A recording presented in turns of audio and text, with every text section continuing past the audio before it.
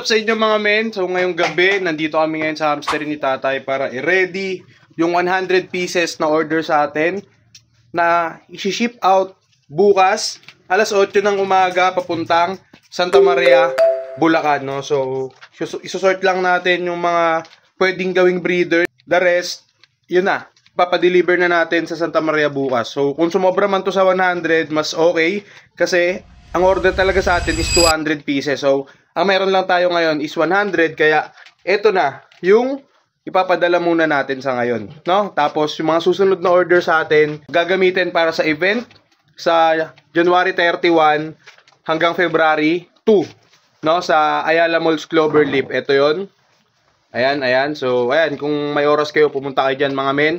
Ipapakita ko rin sa inyo, kagaya na sabi ko sa inyo sa unang vlog natin ngayong taon, na meron tayong alagang gerbil dito. At ayun mga men, nanganak na, no? Nanganak na yung gerbil natin. Siguro iba sa inyo, alam nyo na nanganak to dahil 3 beses yata akong sunod-sunod na nag-live at naipakita ko na to. Pero para sa mga men na hindi pa nakaalam, ayan, makikita nyo mamaya yung isang pares doon, nanganak na. So ano pang inaantay nyo mga men?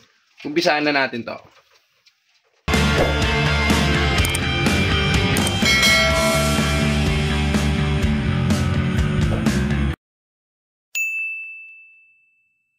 So ayun mga men, ito yung mga hamsters na hinarvest ni tatay ng 2 araw, nung Wednesday at saka kanina, no? So hindi na namin pala siya ngayon bibilangin, bali bukas na lang, diretso na.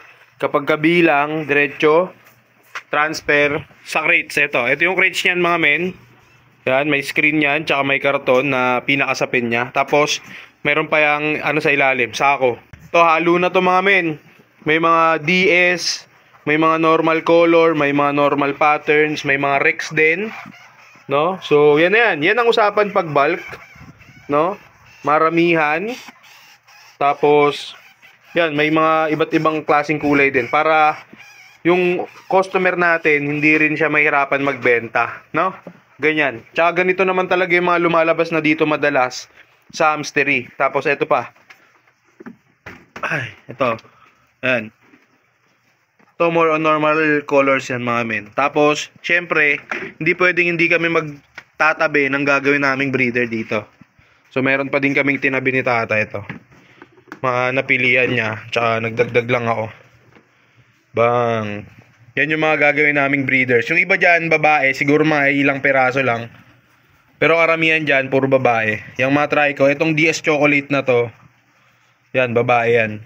Tapos may mga blue din doon. Yung gerbil na binigay sa atin ng subscriber natin na taga Pampanga. Dumayo sila dito. Tapos alam niyo naman na yung kwento. Dumayo dito tapos nagdala ng gerbil, no?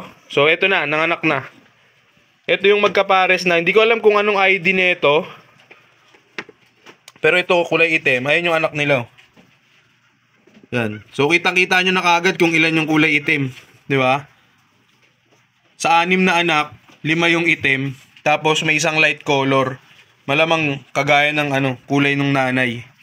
No? Yan. Ayan yung magkapares.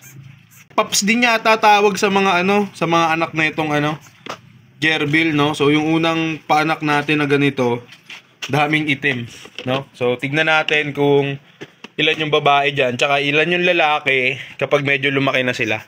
Tapos yung isang pares pa mga men na mature na, yan, yung breeder age na yan. Siguro mga bukas manganganak na to siguro or sa susunod na araw. Kasi ang laki na rin ng tiyan niya. Obvious na yung laki ng tiyan niya. Mas obvious kumpara ng mga huling 2 araw. Ay no. Yan, baka nga bukas manganak na to eh. And sana mas maganda yung mga kulay na ilabas na ito. Sana walang itim. Total di naman sila parehas itim eh. Ay, hindi naman itim yung tatay. Ayun yung tatay oh. Ayun yung lalaki. Tapos ito yung babae, kakulay nung isa kanina, yung kapares nung itim. Sana mag light colors para kung sakaling yung mga anak nito na itong 2 na to, ibabangga natin sa anak nung 2 doon kanina, no? Tapos kagaya na sabi ko sa inyo noon, 4 na pares to. Yan, ito yung ito yung 2 pares na medyo bata-bata pa. Pero ngayon medyo malaki na sila. And baka mag-mature na din to, mga ilang linggo, buwan pa. Yan, pwede na ring paghiwalayin. Yung mga lalaki dyan, yung mga gantong kulay. Yan yung ganyan. Kasi ito yung babae, yung puti at saka yung parang cream, no? Yan, sa susunod, paghiwalay na rin natin yan para magpares-pares na sila, no? Bala kong gawin dito, pagpaparisin lang sila, yung anak nito sa anak nito. Kung makabuo ng ilang pares, yung excess nun, yun yung ipamimigay natin, no? Para hindi kasi natin pwedeng pagbanggain eh. Ito, yung anak nito, yun yung pagbabarakuin. Hindi pwede, syempre. So, bala ko, yung anak nito, ibabangga sa anak nito. Cross, babae, lalaki. Yan, ganun din dito, no? Baka mag-inbreeding dito. Hindi naman natin kabisado yung sistema na itong mga gerbil. Sa nakakaalam kung paano yung sistema na ito, i-comment nyo dyan mga men. Para magkaroon din ako ng idea kasi wala talaga akong idea sa gerbil na to.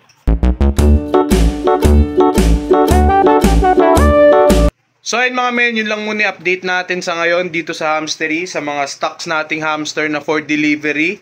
And dun nga, sa mga gerbils natin, no? So, yun mga men, yung next nating harvest is by next week. Yung mga susunod na harvest natin sa mga customer natin yan sa Antipolo, tsaka sa SM Tarlac, no? So, marami pa tayong hamsters dito na naka-pending dahil naka-pending kasi papalakin pa. And after niyan, pag ready na yan na ma-harvest, mabilis naman natin kagad may out.